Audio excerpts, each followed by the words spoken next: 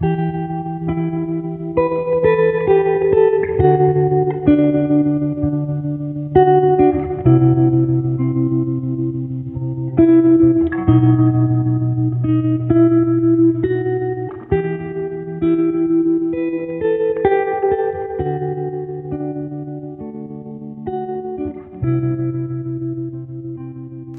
안녕하세요.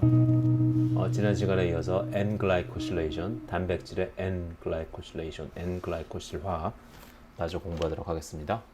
N, 질소, 나이트로젠에 당이 붙는 게 단백질의 질소, 단백질을 이루고 있는 아미노산 중에 아스파라진이라는 아미노산이 있죠.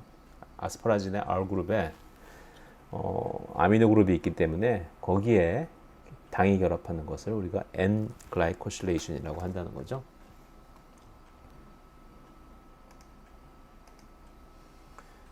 자, 그런데 N-글라이코실레이션은 굉장히 한꺼번에 큰 덩어리가 와서 붙어요.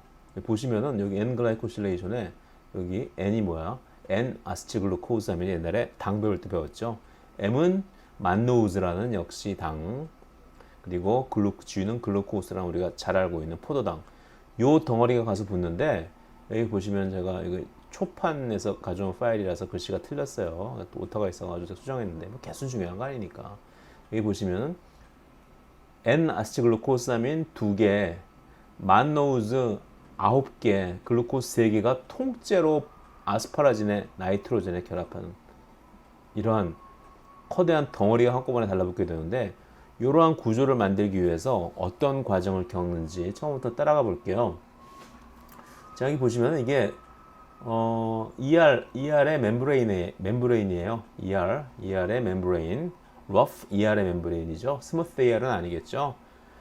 조면 소포체겠죠. 왜? 단백질을 만들고 단백질의 그 수식을 담당하는 게 우리 조면 소포체, rough endoplasmic reticulum이니까. 자, 여기에 그 ER의 멤브레인에, ER의 막에 여기 돌리콜이라는 지질이 붙어 있어요. 돌리콜. 어떻게 생겼냐? 다음 주에 보여드릴게요. 이렇게. 가로 열고 이게 14에서 24. 요 구조가 14번에서 24번 반복되는 거죠. 그리고 한쪽에 인이 붙어 있으니까 인재질하고 유사하게 생겼죠. 그죠? 멤브레인에 위치할 수 있겠죠. 돌리콜이라는 요 일종의 지질이죠. 거기에 인산이 2개 붙어 있고, 여기에 이런 것들이 가서 세포질에서는 이 돌리콜에 아세틸글루코사민, N-아세틸글루코사민 2개, 그리고 만노우즈 하나, 둘, 셋, 넷, 5개가 세포질 쪽에서 돌리콜에 붙어요. 그리고 나머지 이후로 추가로 붙이는 것은 세포질에는 이걸 붙여주는 효소가 없고, 옛날에 몇 년 전에 시험 한번 낸 적이 있는데, 왜 굳이 돌리콜이 N-글라이코실레이션을 위해서 이러한 구조를 만들 때 굳이 얘네들 N-아세틸글루코사민 2개, 만노우즈 5개 붙이는 행동은 왜 세포질에서 할까? 이 반응은 왜 세포질에서 일어날까? 아는 대로 써보시오. 사실 답이 없는 거죠. 뭐 정답이라고 하면은 그러한 효소가, 붙여진 효소가 세포질에 있나 보다, 뭐 이렇게 쓰면 되는데, 답을 제대로 쓰신 분들이 없어요. 마치 콜럼버스 달걀 같은 답을 원하는 그런 문제도 많기 때문에 여러분들이 자유롭게 생각을 하셔가지고 상상의 나라를 펼치는 문제를 제가 그동안 많이 냈던 것 같아요. 그렇죠? 별거 아니지만 어떻게 보면 중요한 대답일 수도 있죠. 뭐 이렇게 하는 효소가 이쪽에 있으니까 ER 안에는 없고, 그죠? 어쨌든 이렇게 붙여주는 효소들이 세포질에 있기 때문에 돌리콜에 N-아세틸글루코사민 2개, 만노우즈 5개를 붙일 수 있었다. 그리고 그 이후의 과정은 어디서 일어나요? ER 루멘 안쪽에서 일어나죠. 그렇기 때문에 이 붙은 부분을 갖다가 한 바퀴 뺑 돌려서 180도 돌려가지고 세포 안으로 집어넣어야 될, 세포 안이 아니라 ER 루멘 안으로 집어넣어야만 해요. 그 과정을 도와주는 효소의 이름이 플립페이즈, 한 바퀴 휙 돌려준다. 그러면 세포질 바깥에 있던 이 덩어리가, 세포질에 있던 이 덩어리가 이 ER 루멘, 소포체 내강 안쪽으로 들어왔죠. 그럼 여기에다가 이번엔 더 만노우즈를 더 붙이고, 그리고 글루코스도 붙이고, 그리고 그러니까 만노우즈 5개, N-아세틸글루코사민 2개는 세포질에서 돌리콜이라는 지질에 결합하고, 나머지 추가로 만노우즈 4개, 글루코스 3개는 소포체 내강에서 결합한 후 이 형태를 만든다면 이제 돌리콜에서 이게 뚝 떨어지면서 이게 통째로 어디에 결합한다? 타겟 단백질에 아스파라진에 결합한다. 그때 이거를 이 올리고당을 갖다 붙여주는 역할을 과정을 촉매하는 효소를 올리고사카릴 트랜스퍼레이즈라고 한다. 돌리코의 구조 아까 보여드렸죠? 인지 이중층이 아주 잘 바뀔 수 있게 생겼죠. 저렇게 붙는 이러한 형태를 뭐라고 부르냐면 우리가 코어 글라이코실레이션이라고 핵심이 되는 거죠. 이 구조를 우리가 코어 글라이코실레이션이라고 불러요. 그래서 코어 글라이코실레이션이 the first stage of N-glycosylation. N-glycosylation은 두 단계로 일어나요. 그래서 ER에서 일어나고 N-아세틸글루코사민이 직접 아스파라진에 붙는다고 그랬죠. 여기 보시면 N-아세틸글루코사민이 직접 아스파라진에 붙어 있죠. common high mannose core structure. 만노즈가 9개, N-아세틸글루코사민이 2개, 그리고 글루코스가 3개. core oligosaccharide is built up by the sequential addition. 단계적으로 붙는다. 어디에? activated lipid carrier called dolichol phosphate. dolichol phosphate 여기 phosphate가 있으면 되게 쪼개지면 여기서 에너지가 나오죠. 그 에너지를 이용해서 아마 여기다 갖다 붙일 거예요.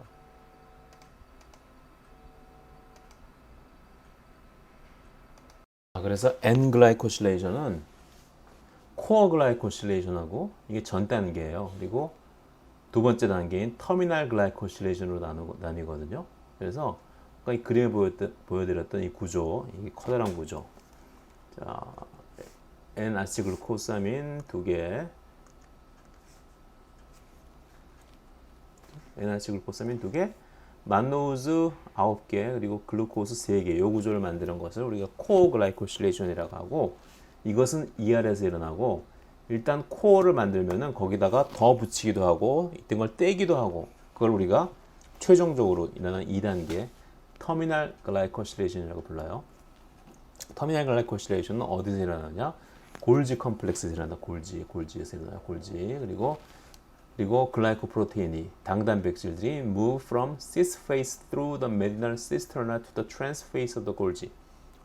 어려운 말이 많이 나오죠. 자, 골지들이 쭉 여러 가지 이 주머니로 이렇게 쭉 연결되어 있는데 이런 주머니, 골지체가 그죠? 그런데 ER 쪽에 있는 이게 ER이라고 치면은 이게 또 ER 쪽에 있는 이쪽 우리가 시스라고 하고 이쪽을 트랜스라고 해요. 갑자기 또 이게 싸구려 태블릿이 말썽을 일으켜가지고 한 줄 그리기가 되는데 이해해 주세요. 자, 시스하고 트랜스, ER 쪽에 가까운 쪽을 시스, ER하고 먼 쪽을 트랜스. 그래서 ER 쪽을 시스 면이라 시스 페이스, 이쪽을 트랜스 페이스. 시스 페이스, 그러니까 ER에서 단백질이 쭉 오게 되면은 시스 쪽을 거치하고 트랜스 쪽으로 쭉 가면서 이쪽으로 이동하면서 마치 벨트 컨베이어 벨트 위에서 뭐 공장에서 물건을 조립하듯이 뭐 라디오 같은 걸 예전에는 요즘 다 기계가 다 하지만 예전에는 사람들이 공장 근로자들이 쭉 앉아가지고 일일이 나는 뭐 여기다 뭘 붙이고 그 다음 사람 거기다 뭘 또 붙이고 이러시고 했었죠. 그런 거 마찬가지로 ER 루멘 안에서 만들어진 단백질들이 소포, 베지클을 타고 쭉 이쪽으로 골지의 시스 페이스에서 트랜스 페이스 쪽으로 쭉 진행하면서 각각 여기는 서로 다른 엔자임들이 있죠. 그 엔자임들이 붙이고 떼고 붙이고 뭐 당을 붙이고 지지를 붙이고 이런 짓들을 한다는 거죠. 그죠?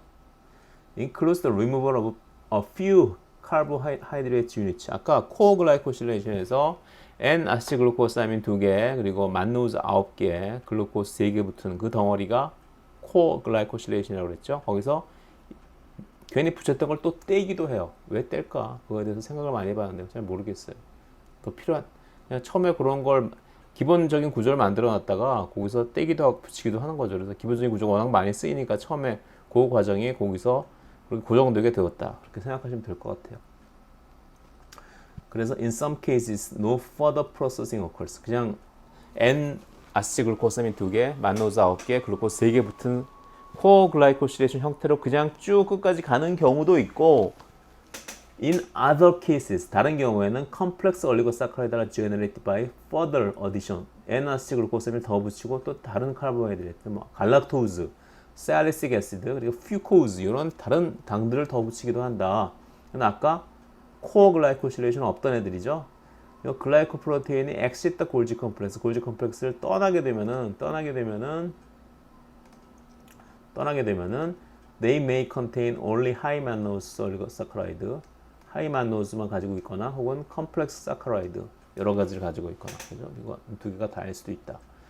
자, membrane asymmetry is established because 왜냐하면 glycosylation of the protein occurs only on the luminal side and not the cytoplasmic cytosolic side of the ER. 이게 무슨 소리냐면은 ER 이거 멤브레인이라고 이거 지워버렸는데 그죠? ER이 제가 잘못 쓴 거예요. 헷갈려가지고 그죠? 인지질이 이중막 이중층 그거 헷갈리는 같은 경우죠. 자, ER이 두 개의 인지질 층으로 이루어졌죠. 안쪽 층, 바깥쪽 층, 그죠? 그런데 이 보라색이 단백질이고 여기 이렇게 칙칙 붙은 게 이게 당이에요. 당이 이렇게 달라붙는데 이 당이 달라붙는 게 어디에 붙느냐? 어디에 붙느냐?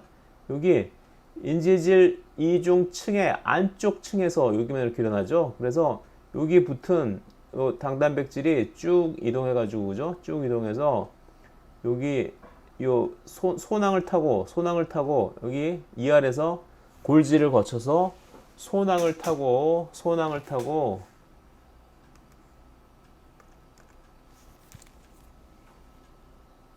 이게 또 자 그대로 그릴게요. 노란색으로 그려 똑같이.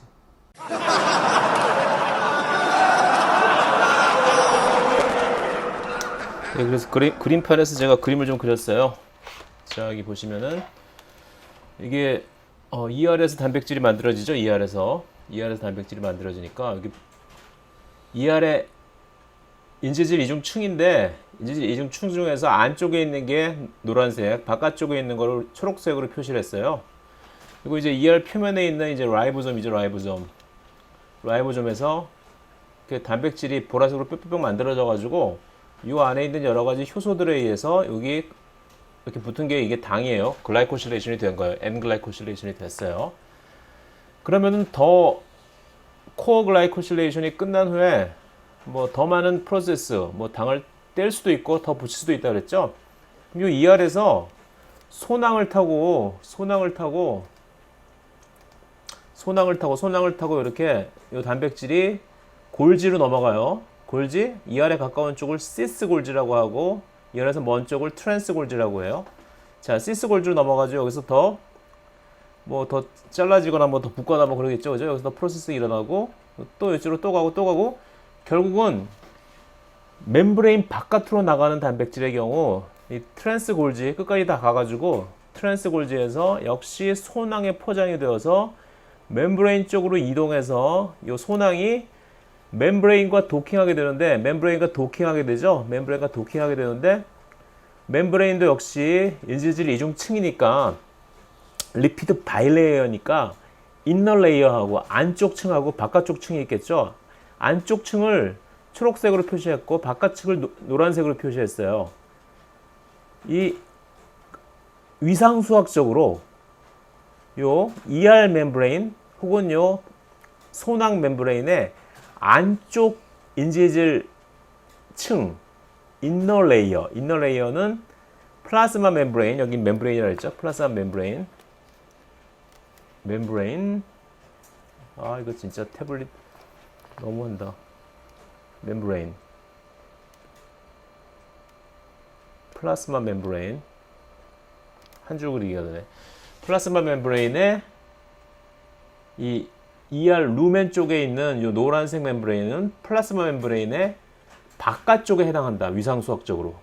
자, 여기 가서 이렇게 도킹하면 어떻게 될까요? 초록색이 먼저 이 베시클이나 ER의 바깥쪽 인지질 층은 이 플라즈마 멤브레인의 안쪽 인지질 층하고 먼저 딱 도킹을 하겠죠. 그리고 이게 퓨전되면서 이 소낭이 퓨전되면서 멤브레인이 퓨전되면서 이 바깥에 있는 컨텐츠가 보라색 단백질이 밖으로 이렇게 나가게 되겠죠. 밖으로 이렇게 나가니까 어떻게 되겠어요? 요 베지클의 요 인지질 안쪽 층은 플라즈마 멤브레인의 인지질 바깥 층의 층하고 결국 같이 퓨전돼서 하나로 만들어지겠죠. 자, 그래서 ER 루멘 안에서 반드시 글라이코실레이션이 되어야 하는 이유가 글라이코실레이션 된 단백질들은 밖으로 나가기 때문에 밖으로. 글라이코실레이션 된 단백질들이 무슨 일을 한다 그랬어요? 여기 존재해가지고 세포막에 존재해서 글라이코실레이션은 결국 여기서 안테나 같은 역할을 담당한다 그랬죠? 글라이코프로테인들은 그죠? 그래서 이 세포막 인지질 이중충 중에서 이 바깥쪽을 글라이코실레이션이 향하고 있게 하게 하려면은 이 아래 루멘 안쪽에서 이 글라이코실레이션을 일으켜야 된다는 거죠. 무슨 말씀인지 알겠죠? 즉 ER 루멘의 이 공간은 나중에 이 바깥쪽 세포 바깥쪽 공간에 해당하게 된다.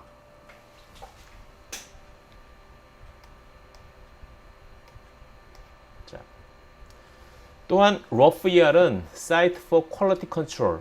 이 단백질을 들여다보고 제대로 폴딩이 안 된 놈들은 갖다 버리는 거죠, 그죠? 합격, 불합격, 합격된 놈들만 이쪽으로 옮기고, 그죠? 그래서 ER associated degradation, ER에서 소포체에서 단백질을 분해시키는 것을 ER associated degradation이라고 해요. 그래서 단백질이 제대로 modified가 안 됐거나, 글라이코실레이션 같은 게 제대로 안 됐거나, 그죠?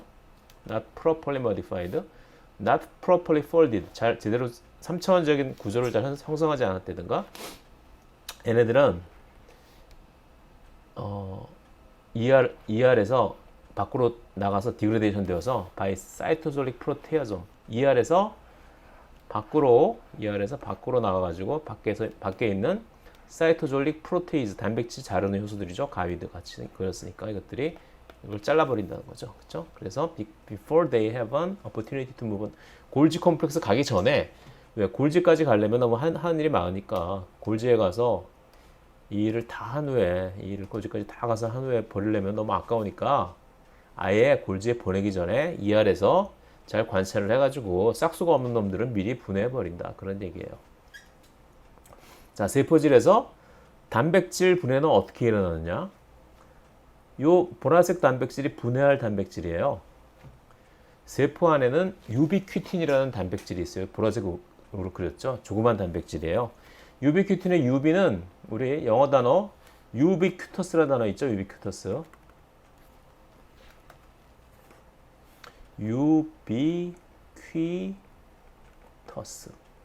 유비퀴터스한 뭐 세상, 뭐 집에서 이메일을 뭐 넷플릭스로 드라마를 보다가 집에 PC로 보다가 친구가 약속이 있어서 나가게 되면은 이동하면서 핸드폰으로 똑같이 그 전에 보던 데서 이어서 볼 수 있다. 그래서 유비퀴터스 시대가 온다. 그게 이제 20세기 말의 화두였죠. 근데 그때는 그게 굉장히 신기한 일이었는데 지금은 그게 너무나 당연한 일이죠. 자, 유비퀴터스라는 게 무슨 뜻이냐? 여기저기 다 있다는 거죠. 도처에 있다. 네트워크가 도처에 깔려 있다 그런 거죠. 유비큐틴. 나중에 전자전달기에서 유비큐틴이라는 물질을 배울 텐데 유비큐틴 말고 유비퀴논이라는 물질을 배울 텐데 퀴논 중에 여기저기 있는 퀴논이라서 유비퀴논이고, 유비큐틴은 여기저기 잔뜩 존재하는 단백질이기 때문에 유비퀴틴이라는 이름을 붙였어요. 유비큐틴. 유비큐틴 여기 있죠.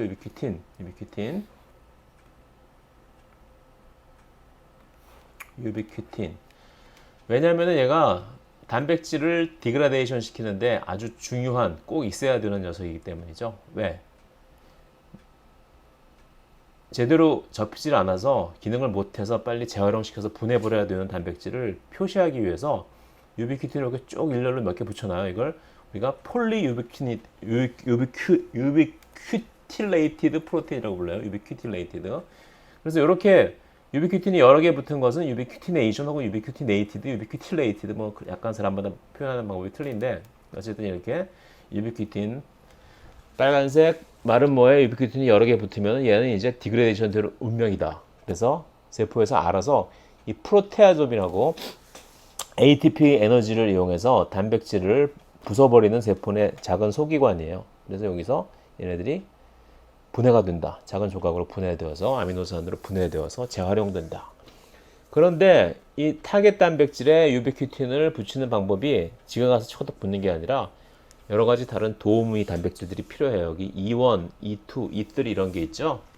자, 처음에는 유비큐틴이 ATP 에너지를 이용해서 E1 단백질을 결합해요. 그리고 E1이 다시 E2에게 유비큐틴을 넘겨주고, 그리고 나중에 E2는 유비큐틴을 달고 E3랑 같이 타겟 프로테인에 붙고, E3가 최종적으로 이 유비큐틴을 타겟 프로테인에 이렇게 붙여주는 역할을 해요.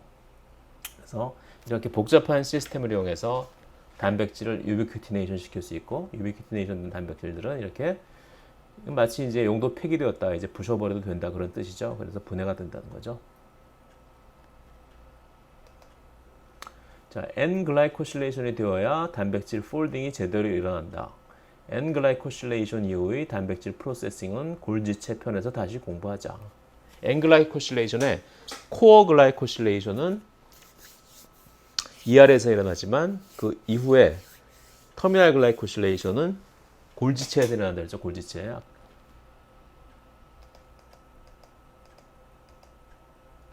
터미널 글라이코실레이션은 골지체에서 일어난다 그랬죠. 그렇죠? 그래서 ER에서는 N-글라이코실레이션의 코어 글라이코실레이션만 일어난다. 그 정도로 알고 계시면 될 것 같아요. 자, 이번에는 스무트 엔도플라스믹 레티큘럼, 활면 소포체에 대해서 공부해 볼게요. 자, 활면 소포체도 역시 인지질 이중층으로 이루어져 있죠. 인지질 이중층. 활면 소포체, 스무트 엔도플라스믹 레티큘럼이 주로 하는 일은 지질 합성이에요. 지질 합성. 지질 합성. 새로운 지질은, 자, 그래서 이쪽도 이 안에 공간은 활면 소포체, 스무트 엔도플라스믹 레티큘럼의 루멘이라고 할 수 있죠. 이 안에서는 지질을 합성하는 효소가 별로 없어요. 그래서 새로운 지질은 세포막 쪽, 이쪽 바깥쪽, 이쪽 세포질이죠. 이쪽에서 합성된다는 거죠. 하지만 이 루멘 쪽에 있는 필요한 지질은 어떻게 보충할까?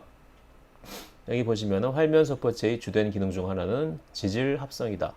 하나의 예로 인지질 중 하나인 파스파티딜 이노시톨의 합성을 보여준다. 여기 다이아실글라이스롤에 이노시톨이 결합하면 파스파티딜 이노시톨이 만들어져요. 근데 이 지질 합성을 촉매하는 효소에 여기 있죠. 파스파티딜 이노시톨 합성 효소. 얘는 주로 세포질 쪽에 존재한다. 요 안쪽에 파스파티딜 이노시톨이 필요하면 얘는 어떻게 이쪽으로 보낼까? 자기가 혼자 가기는 굉장히 힘들다고 그랬죠. 이 하이드로필릭한 머리가 이 하이드로포빅한 이 안 부분을 통과해야 되니까. 그때 이렇게 한쪽 인지질 층에서 반대쪽 인지질 층으로, 반대쪽 안쪽에서 바깥쪽으로 혹은 바깥쪽에서 안쪽으로 지질을 옮겨주는 효소가 있다. 그 효소 이름이 플리페이즈예요. 플리페이즈. 플리페이즈가 작용해서 위치를 옮겨준다는 거죠. 활면 소포체는 콜레스테롤과 같은 스테로이드도 생산하고 스핑고리피드의 전구체가 되는 세라마이드도 합성한다. 지질 섹션 2장에서 배웠죠. 스핑고신의 지방선이 하나 결합한 형태가 세라마이드다. 세라마이드의 여기 OH에 포스포콜린, 포스포에탄올라민 등이 결합하면 우리가 스핑고마이엘린이라고 부른다. 뭐 이 정도는 뭐 그냥 단순 지식이니까 뭐 알아두시면 좋을 것 같아요. 자, 스핑고마이엘린이 콜린이 붙어 있죠. 근데 스핑고마이엘린의 합성은 재미있게도 얘기할 만한 가치가 있는 거죠. 왜? 얘는 소포체가 아닌, 스무트 ER이 아닌 골지체에서 일어난다. 스핑고마이엘린은 골지체에서 만들어진다는 건 좀 특이한 점이니까 알아두시면 좋을 것 같아요. 스핑고마이엘린은 스핑고인지질, 스핑고포스포리피드로 분류되고 나중에 공부할, 7장에서 공부할 세포막의 신호전달에 중요하게 작용하는 것이다. 그래서 또한 ER plays central role in the biosynthesis of membrane. 멤브레인을 만드는데 굉장히 중요한 역할을 한다는 거죠. 자, 포스포리피드와 콜레스테롤을 만든다. 자, 마이토콘드리아도 인지질 이중막으로 이루어졌죠. 거기는 이중층이 2개. 그래서 인지질 4중층.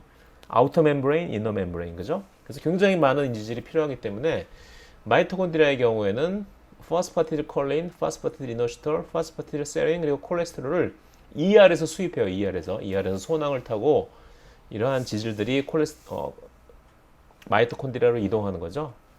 또한 they acquire phosphatidylethanolamine. 에탄올라민은 어떻게 indirectly 간접적으로 받는다. 어떻게? decarboxylating. 포스파티딜세린에서 세린 아미노산 세린이 붙어 있는 거예요. 거기서 카르복실 그룹, CO 그룹을 떼어내면 바로 파스파티딜 에탄올라민이 돼요. 그죠? 별로 뭐 중요한 건 아니니까요. 그리고 또 하나의 exception, biosynthesis of certain lipid by peroxisomal enzyme. 어떤 특별 리피드들은 페록시솜에서 만들어지기도 한다. 자, 아까 얘기했듯이 biosynthesis of phospholipid molecule is restricted to one monolayer membrane that faces the cytosol.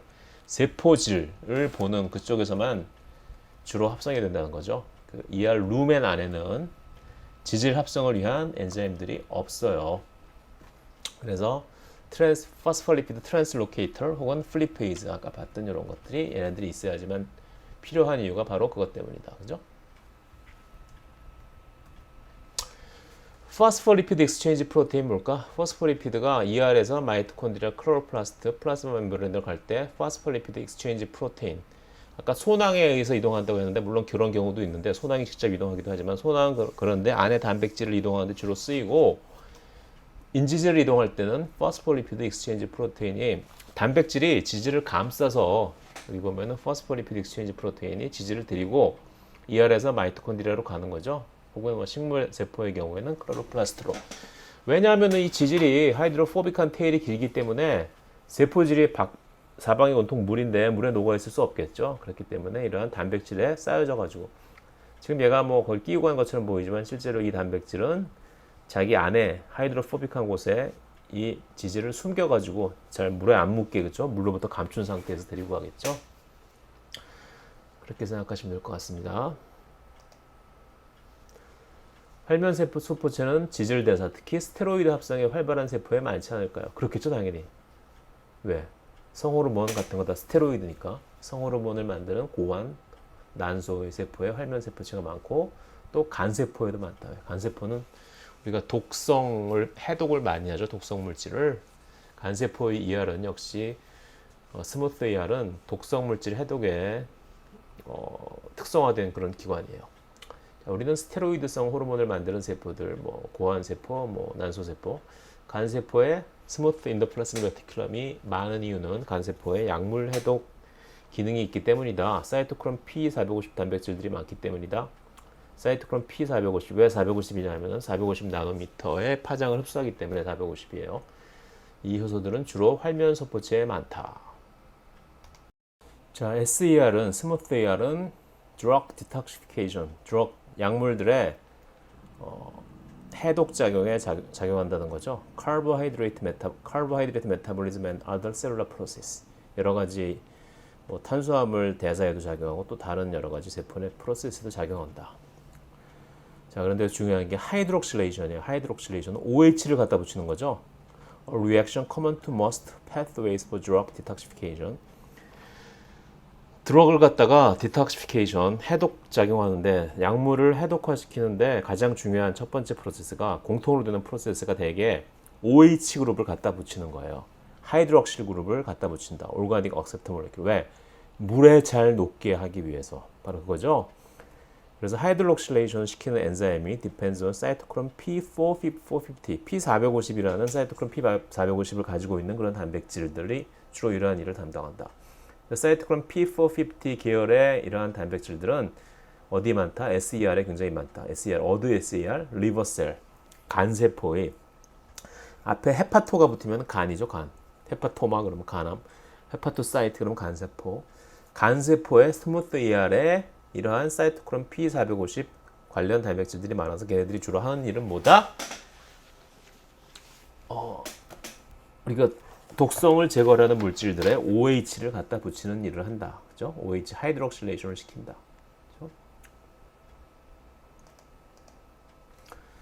그래서 Electron Transfer System of SER 활면 소포체의 전자 전달기에서는 전자를 전달해요. 어디서?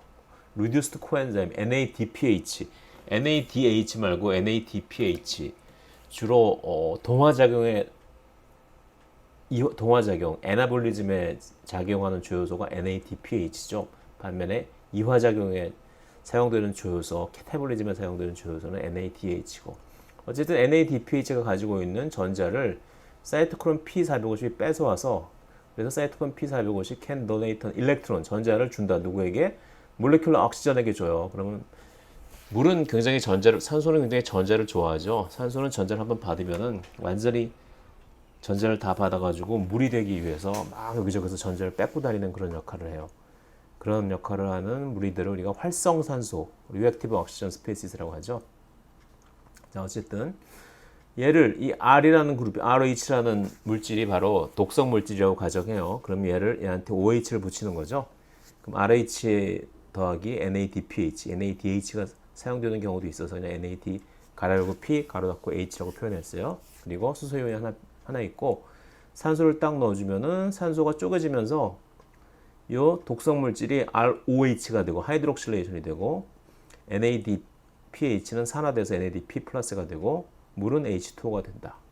자, 이 과정에서 전자를 주는 놈은 NADPH고 drug detoxification, 요 drug, R이 드럭이죠. 얘를 독성을 제거하는 거죠. 해독하는 거죠. 해독. 그리고 NADPH는 electron donor for drug detoxification and steroid biosynthesis. 그리고 NADH는 electron donor during hydroxylation of fatty acid. 자, fatty acid를 하이드록실레이션 시킬 때는 NADH가 주로 쓰이고 drug detoxification이나 혹은 스테로이드 생합성일 때는 NADPH가 주로 쓰인다고 해요. 그래서 옥시전 몰레큘에 옥시전이 O2죠. 그 중에 하나는 여기 가서 타겟에 붙어서 ROH를 만들고 나머지 하나는 물 분자로 H2O로 가게 되는 거죠. 그죠? 환원되어서. 그래서 이러한 하이드록실레이션 과정을 캐탈라이즈하는 엔자임을 믹스드 펑션 옥시데이즈 혹은 모노 옥시게네이즈. 왜 모노 옥시게네이즈냐면은 산소를 하나만 붙이기 때문에 그죠? 산소를 하나만 붙이기 때문에 우리가 모노 옥시게네이즈라고 한다. 자, 지금 싸구려 태블릿 때문에 이렇게 에러가 자꾸 나는데 갖다 대야지 이게 그려져야 되는데 되지도 않고 허공인데도 막 그려져 그래가지고 한 줄 그리기가 되는데 지금 저희 학과에서 태블릿을 모든 교수들에게 사주기로 했어요. 그래서 조만간 태블릿이 오게 되면 지금 태블릿이 너무 특수 상황이라 가지고 물량이 딸려 가지고 사기도 힘든 것 같아요. 뭐 와콤 같은 거는 거의 지금 뭐 구하기 힘든 그런 상황인가 봐요. 좀 더 좋은 시스템을 가지고 다시 찾아뵙겠습니다. 자, 왜 하이드록실레이션이 중요하냐? 드럭 디톡시피케이션, 약물을 해독 작용을 할 때 하이드록실레이션 OH를 갖다 붙이면은 하이드로포빅한 OH를 갖다 붙이니까 어떻게 되겠어요? OH를 하이드로필리시티가 하이드로포빅한 게 아니라 하이드로필릭한 OH를 갖다 붙이니까 OH를 갖다 붙이면 물에 더 잘 녹게 되겠죠? 하이드로필릭한 부분이 늘어나니까. 그래서 물에 잘 녹게 해서 critical since 대부분의 하이드로포빅 컴파운드는 soluble in the lipid layer membrane. 그래서 몸에 계속 남아있다. 리피드에 박혀있는 거죠. 우리 세포의 멤브레인에 박혀서 밖으로 배출 못 되는 거죠. 그럼 더 문제가 생기죠. 그래서 밖으로 배출시키기 위해서 OH를 붙여서 물에 녹여내서 소변 같은 것으로 배출시킨다. easily flushed away by the blood.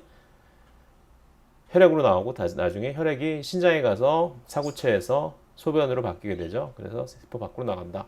flushing away the toxicants. 독성 물질들을 이렇게 변기에 내려보내듯이 내려보낸다는 거죠. 그래야지 저렇게 하기 위해서 물에 잘 녹게 해야 된다는 거죠. 자, 사이토크롬 P450에 대해서 좀 더 공부를 해볼게요. enzyme complex called aryl hydrocarbon hydroxylase. 하이드로카본에 하이드록실 그룹 OH를 갖다 붙이는 거예요. involved in metabolizing polycyclic hydrocarbon. 여러 가지 고리형으로 생긴 탄화수 화합물들을 주로 하이드록실레이션 시켜가지고 배출시키는데 어떤 게 있어요? organic molecules composed of two or more benzene ring. 벤젠 고리가 2개 이상 있는 굉장히 복잡한 형태, 그죠? 자, 하이드록실레이션이 일어나게 되면은 polycyclic hydrocarbon은 important. 왜냐하면 얘네들은 절대 물에 잘 안 녹으니까. 그래서 OH를 붙여가지고 물에 잘 녹게 해서 소변으로 버리고 싶다는 거죠.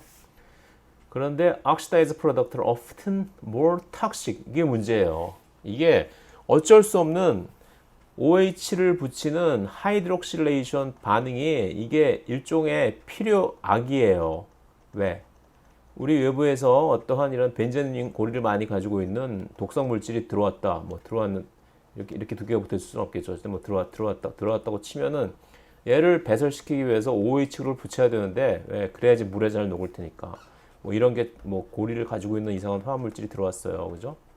OH를 붙였는데 얘가 OH를 붙이기 전보다 물에는 OH를 붙이면 물에는 비록 잘 녹을지 몰라도 그 독성이 좀 더 커진다는 거죠. Often more toxic than the original compounds. 이게 문제예요. 그래서 어쩔 수 없이 OH를 붙이긴 하지만 왜? 밖으로 배설시키기 위해서. 하지만 불행하게도 그 와중에서 독성이 더 커질 수 있다. aryl hydrocarbon hydroxylase can convert potential carcinogen. 발암물질이 되기 위한 발암물질 전구체를 완전히 활성화시킬 수 있다. 화학적으로 활성화된 형태로 바꾸게 된다. 그래서 mice synthesizing higher levels of hydrocarbon hydroxylase. 그래서 하이드로카본에 하이드록실 그룹을 붙이는 효소를 많이 가지고 있는 실험용 생쥐는 spontaneous cancer. 암이 그냥 정상 생쥐보다 더 많이 생길 수 있다. 이게 참 신기하죠. OH 그룹을 붙이는 것만으로 독성 물질을 배설하기 위해서 OH를 붙인 건데 오히려 더 독성이 늘어난다니 참. 오히려 더 발암물질로 될 수 있다니 참 아이러니컬한 거죠. 그죠? 그래서 여러 가지로 실험실에서 어떠한 뭐 미지의 물질 X가 얘가 과연 발암물질이 될지 안 될지 테스트하기 위해서 얘를 갖다가 뭐 X라는 물질이 여기 튜브에 있다면 여기다 뭘 집어넣어 주냐면 여기다가 사람 간은 못 쓰고 쥐의 간을 이렇게 잘 점여가지고 여기서 익스트랙트를 뽑아서 액기스는 익스트랙트의 일본 말이죠. 여기서 효소를 집어넣어가지고 이 X라는 물질을 XOH로 만들어서 활성화시키는 거죠. 그래야지 좀 더 발암물질이 될 테니까. 왜냐하면 X를 우리가 우리 몸에 들어왔을 때 역시 우리 몸의 간에서 XOH가 될 테니까 하이드록실레이션 될 테니까 실제로 X의 발암 능을 보려면은 하이드록실레이션 된 형태인 XOH의 형태를 봐야 되니까 이렇게 간세포 등에서 얻은 여러 가지 효소를 처리해서 하이드록실을 시킨 후에 얘가 얼마나 칼시노제닉하냐, 발암을 유발시키느냐 그런 걸 테스트를 많이 하곤 해요. 시가렛 스모크 그죠? 그래서 potential inducer of aryl hydrocarbon hydroxylase. 이 담배 연기에 굉장히 많은 그 폴리사이클릭 하이드로카본 고리성 탄화수소 화합물이 들어있죠. 굉장히 많은 종류의 그죠? 그래서 그런 것들이 들어오니까 몸에 들어오니까 우리 몸에서는 걔네들을 갖다가 배설시키기 위해서 폴리사이클릭 하이드로카본 그죠? 여기다가 이런 사이클이 막 있는 이런 것들 여기다가 OH 막 붙이는데 우리 엔자임이 가서 OH 막 붙여주는 거죠. 열심히 열일하면서 갖다 붙여주는데 실제로는 OH가 붙은 형태가 좀 더 암을 일으킬 수 있다는 거죠. 그죠? 그래서 담배는 웬만하면 끊는 게 좋다는 거죠. 그죠? 카보하이드레이트 메타볼리즘도 관여한다고 그랬죠. SER에서. 헤파토사이트의 SER은 카타볼리즘 오브 스토어드 글라이코젠. 글라이코젠을 분해하는 역할도 하기도 한다. 글루코스 6 파스파테이즈 간세포의 SER은 저장된 글리코겐을 분해하기도 하는데 엔자임 글루코스 6 파스파테이즈는 엔자임 that is unique to the ER에만 있는 그런 엔자임이래요. catalyze the removal of phosphate group from the glucose 6 phosphate. 글루코스의 여섯 번째 탄소 1, 2, 3, 4, 5, 6 여기에 포스페이트가 붙은 게 글루코스 6 포스페이트죠. 우리 해당 작용의 첫 단계에서 글루코스가 글루코스 6 포스페이트가 되죠. 그래서 이 글루코스 6 파스파테이즈는 이 포스페이트를 떨어뜨려서 다시 그냥 글루코스, 갱 글루코스로 만들어주는 효소가 글루코스 6 파스파테이즈예요. To form free glucose and inorganic phosphate. 주로 이 글루코스 6 파스파테이즈는 ER의 활성을 가지고 있다. 자, 그래서 여기서 liver, 간의 메이저 롤을 볼게요. To keep the level of glucose in the body relatively constant. 우리 혈당이 어느 일정 수준으로 되는 게 굉장히 중요하죠. 그래서 우리 몸은 혈당을 지속적으로 모니터해서 혈당이 너무 높으면 인슐린 같은 호르몬을 분비해서 당을 재흡수하고 혈당이 너무 낮으면은 글루카곤 같은 호르몬을 분비해서 혈당을 올리죠. 그죠? 잘 알고 있죠? 자, 그래서 liver, 우리 간에는 글루코즈가 글라이코젠으로 쭉 1,4 글라이카시틱 본드로 쭉 연결되어 가지고 폴리사카라이드 형태로 저장이 되어 있죠. 글라이코젠, 폴리사카라이드. 근데 저장하고 있다가 as needed by the body. 우리 몸이 그걸 원하면은 언제가 원할까? 혈당이 떨어졌을 때, 그죠? 그래서 리버의 글라이코젠이 stored as granules associated with. 여러분 순대 같은 거 먹을 때 그 간 썰어서 같이 드시는 분도 있을 거예요. 간을 먹다 보면은 왠지 이 고기라기보다는 퍽퍽한 게 무슨 그 탄수화물을 씹는 듯한 맛이 나겠죠. 그런 걸 느껴보신 적이 있나요? 그게 바로 이제 간에 글라이코젠이 많이 있기 때문에 약간 그렇게 느끼실 수도 있는 거죠. 그죠? 자, 그래서 호르몬이 분비되면은 사이클릭 AMP 레벨이 올라가게 돼요. 어떤 호르몬이니까 글루카곤이겠죠. 그렇죠? 그럼 글라이코젠 포스포릴레이즈의 활성이 올라가고 글라이코젠 포스포릴레이즈는 인산화를 시키면서 글라이코젠 쭉 연결되어 있죠. 우리 글루코스가 쭉 연결되어 있는데 이걸 하나씩 떼어내는 효소가 글라이코젠 포스포릴레이즈예요. 떨어지면서 우리 1번하고 4번 사이에 글라이코시틱 본드가 있으니까 떨어질 때는 어떻게 되냐? 글루코스 6포스페이트가 아니라 1번 탄소에 인산이 붙은 글루코즈 1포스페이트의 형태로 떨어져요.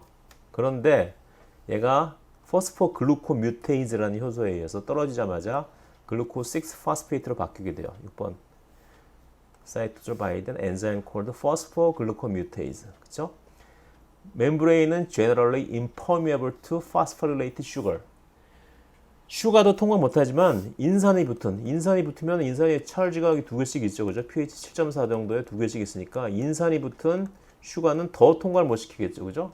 그래서 impermeable to phosphorylated sugar. 그래서 리버셀을 떠나려면은 자, 리버셀에서 지금까지 간세포예요. 간세포. 간에 있는 세포에서 호르몬이 오게 되면 혈당이 떨어졌다. 그러면 여기 저장해 놓은 글라이코겐을 갖다 하나씩 떼어내가지고 글루코스를 만들어야겠다. 그래서 처음 생기는 게 뭐라고 그랬죠?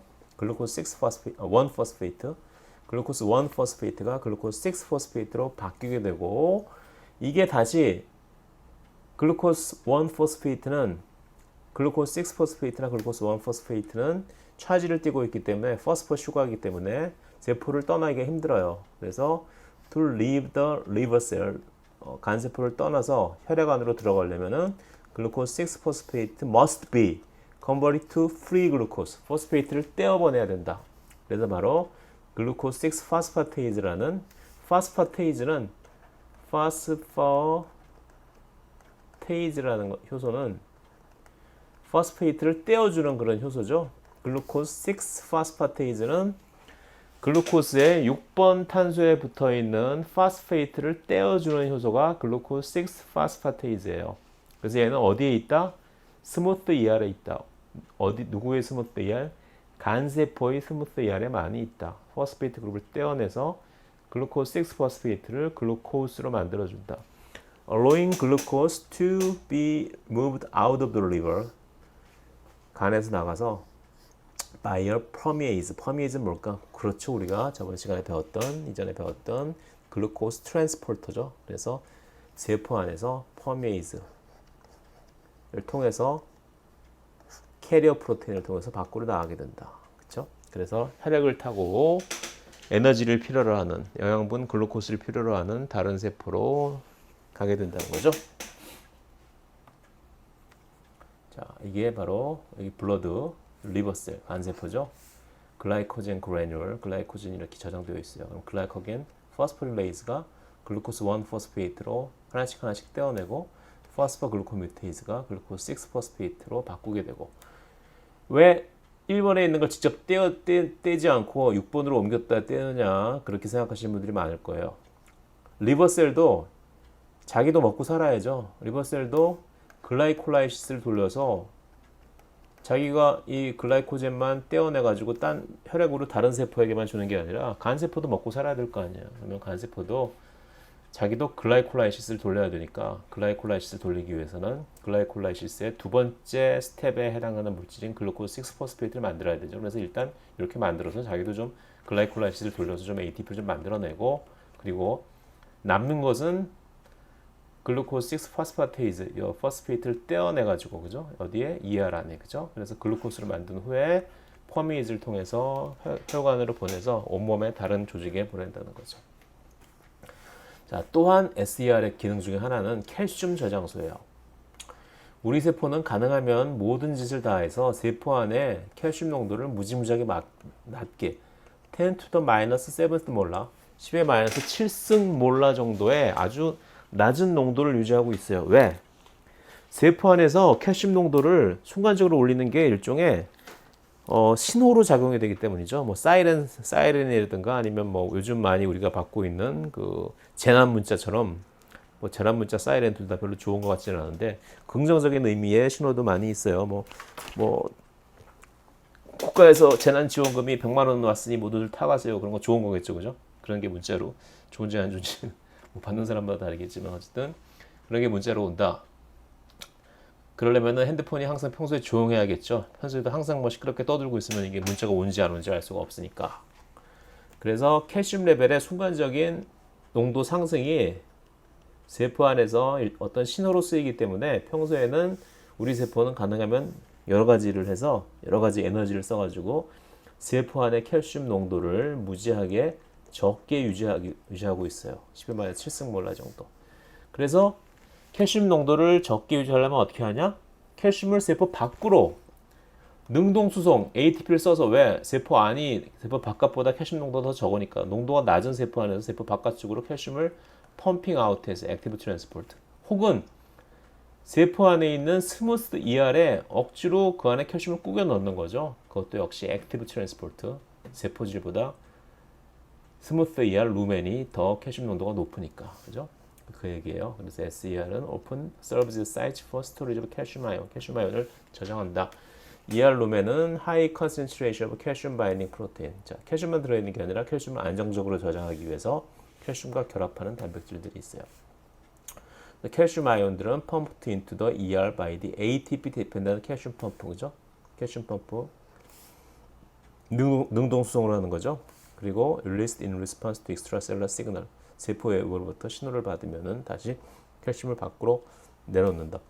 앞에 sarc로가 붙으면 이거 근육이라는 뜻이에요. sarcoplasmic reticulum은 머슬셀, 근육셀의 ER을 얘기해요. ER.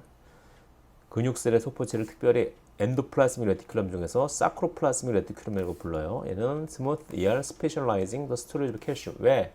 근육 수축할 때 뭐 액틴 마이오신 뭐 칼슘 바인딩 프로테인 뭐 트로포닌 뭐 그런 것들 고등학교 생명과학에도 나오죠. 어제 생명과학 1에 나오나 그럴 텐데 칼슘 농도의 변화가 근수축에 굉장히 중요하죠. 그래서 칼슘 농도의 변화가 근세포에서는 근육세포에서는 특별히 중요하기 때문에 근육세포의 스무스 ER은 아주 많은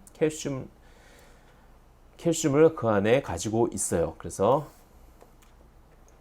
근육세포의 스무스 ER은 칼슘을 저장하는 특수화된 기관이다. 자, ATP 디펜던트한 칼슘 펌프가 continuously move calcium ions into the sacroplasmic reticulum lumen. 자, 근육세포 이렇게 그리죠. 근육세포 안에 여기 스무스 ER이 있으면은 스무스 ER 여기 ATP 드리븐 펌프가 있어가지고 칼슘을 세포질에서 요 안으로 스무스 ER 루멘 안쪽으로 계속 에너지를 이용해서 이동시킨다. 자, binding of neurotransmitter molecule to receptors on the surface of the muscle cell. 여기 surface 여기 muscle cell에 신경전달 물질이 딱 가서 붙게 되면은 이 안에 이게 이제 신경전달 물질이 딱 붙는 순간 신호가 딱 전파되면서 칼슘 농도가 갑자기 확 증가한다. 어떻게? ER, 스무스 ER 밖에서 칼슘이 밖으로 나가면서 이게 바로 신경 신호의 근육세포로의 전달인 거죠. That leads to the release of calcium and the contraction of muscle fibers. 그래서 칼슘 농도가 확 증가하게 되면은 contraction, 머슬이 딱 수축하게 된다. 근육세포가 수축하는 거죠.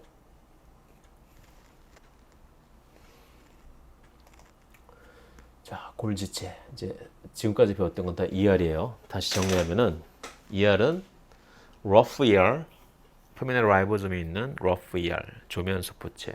그리고 표면에 라이보솜이 없는 스무스 ER, 활면 소포체를 나눌 수 있고 표면에 라이보솜이 있는 rough ER, 조면 소포체가 하는 주된 기능은 단백질 합성이다. 그래서 단백질을 ER 루멘 안으로 집어넣어서 거기서 뭐 앵글라이코실레이션 같은 걸 시킨다 그랬죠.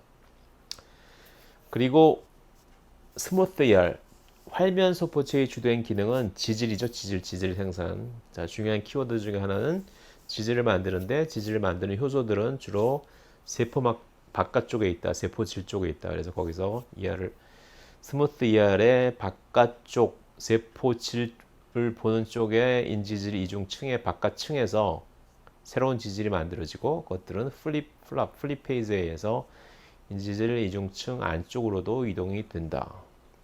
또한 SER은 여러 가지 다른 기능들이 있는데 주로 간세포에서 대해서 많이 배웠죠. 간세포의 헤파토사이트 간세포의 스무스 ER은 주로 디톡시피케이션 해독 작용을 많이 한다. 그래서 R이라는 RH라는 구조를 가진 독성 물질이 들어왔을 때 ROH를 만들어서, 즉 하이드록실레이션 OH 그룹을 붙여가지고 좀 더 배설을 잘 하도록 만들어주는데, 그 와중에 OH 붙은 물질들이 더 독성을 많이 가지는 경우도 있어서 어쩔 수 없이 이건 일어나는 필요악 단계라고 생각하시면 되고, 실제로 많은 종류의 발암 물질들이 그렇게 OH가 붙으면서 더 활성화되는 경우도 많다고 했죠. 마지막으로 좀 전에 배웠던 게, 간세포에서 글라이코젠을 주로 스토리지 하다가 간세포 ER에서 간세포의 스무스 ER에 글루코스 6파스파테이즈가 있어서 글루코스 6파스페이트에 6번 탄소에 붙은 인산을 떼어내면서 혈액으로 프리 글루코스, 날 글루코스, 포스페이트가 안 붙은 글루코스를 보내줄 수 있다는 거죠. 자, 골지치는 다음 파트에서 하도록 하겠습니다. 감사합니다. 수고하셨어요.